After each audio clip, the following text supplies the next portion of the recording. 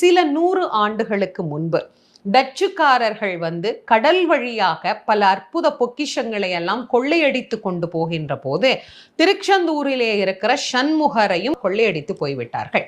அப்படி கொள்ளையடித்து கொண்டு அவர்கள் தங்களுடைய கப்பல்ல பிரயாணம் செய்து கொண்டிருக்கிற போது சண்முகரை தூக்கிட்டு எல்லை தாண்டி போயிட முடியுமா என்ன?